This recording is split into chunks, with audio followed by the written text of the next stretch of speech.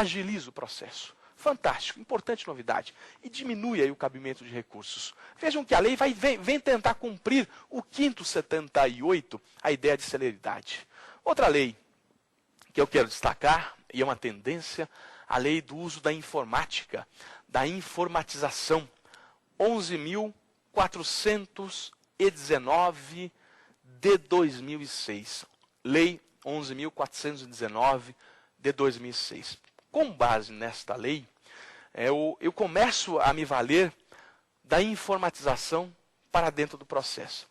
E há uma evolução, e nós chegamos aí dentro de um contexto de, inclusive, modificação do regimento interno do STF, para que não haja mais, por exemplo, uma publicação e intimação em papel.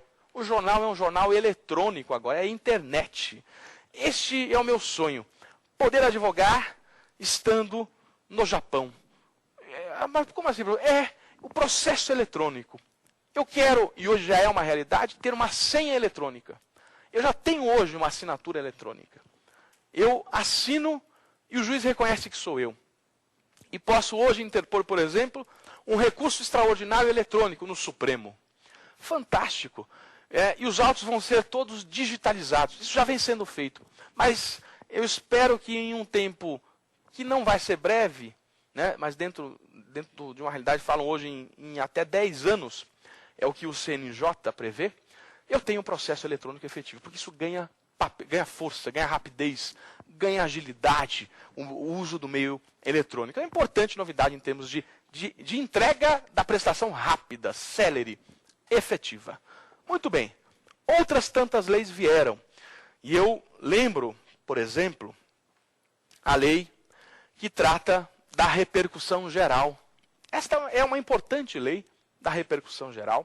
A lei 11.418 de 2006. 11.418 de 2006. A lei que disciplina sobre o que a gente chama de repercussão geral.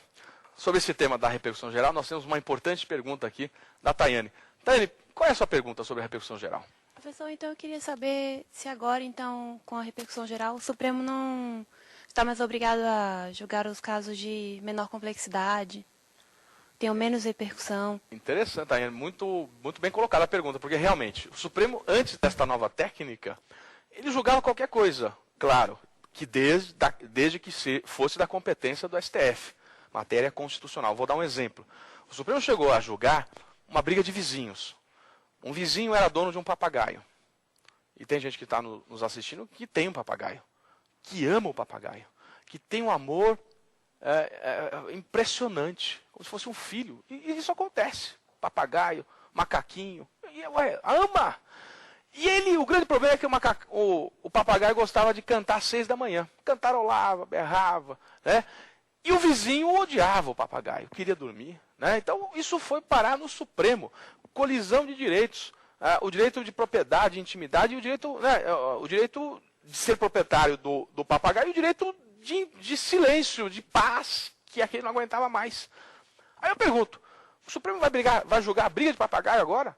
Então, muito bem-vinda a ideia da repercussão geral. Criou um verdadeiro filtro constitucional para que, então, o Supremo só julgue questões que tenham repercussão geral e que vão ser desenvolvidas pela lei. Mas já dou alguns exemplos. Por exemplo, o que é vida? A questão, por exemplo, da pesquisa com célula-tronco embrionária, que está em nossas aulas para a gente estudar.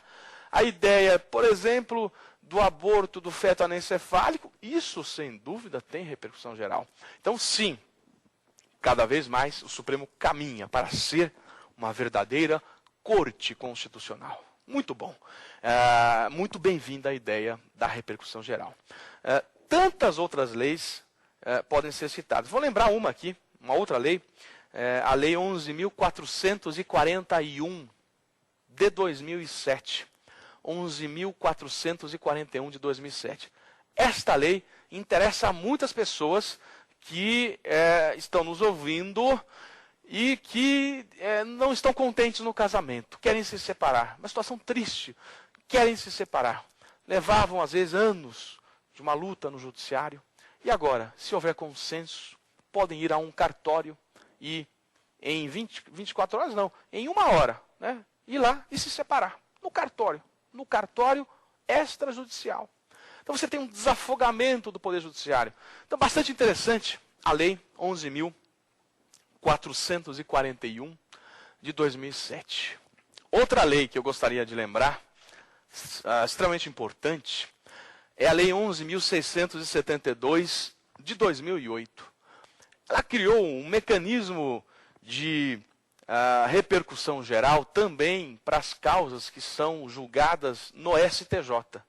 O que se tinha antes era o mecanismo de repercussão geral para as causas do STF.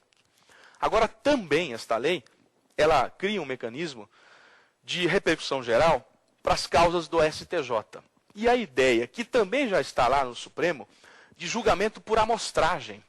Hoje eu tenho, às vezes, uma tese que envolve milhares de processos que estão no Brasil todo. Vejam, existem milhares de pessoas querendo discutir determinado assunto. E aí eu imagino eu ter que mandar são milhares de ações para o Supremo. O tempo de deslocamento, o custo disso tudo. O que se criou então? O julgamento por amostragem. Eu pego uma amostra, mando para o Supremo, ele resolve se tem repercussão geral ou não, e para o STJ também agora isso, e depois ele dá a ordem para todo mundo, faça isso ou faça aquilo. O Supremo chegou a discutir, e nós vamos desenvolver esse assunto, sobre a cobrança da COFINS. Existiam milhares de recursos extraordinários parados para saber qual era a posição do Supremo. Decidiu sobre a COFINS e disse que é constitucional a cobrança da COFINS. E todos esses processos que estavam represados agora já vão ter uma solução. E vai ser um problema muito sério que eu quero discutir aqui nas nossas aulas seguintes. Como é que vai ficar essas pessoas? Vão ficar essas pessoas que não pagaram esse tributo? As multas, uma confusão. Vamos voltar a isso. E dentro desse conceito de novidades, eu lembro a lei que desenvolveu sobre, ou regulamentou, melhor dizendo, a súmula vinculante. Nosso grande tema de hoje, súmula vinculante. Lei 11.417 de 2006. 11.417 de 2006, a lei que trata sobre a súmula vinculante. Vejam, eu vou repetir aqui, que dentre as novidades de efetividade que surgiram com a emenda 45, a reforma do Poder Judiciário, está a súmula vinculante.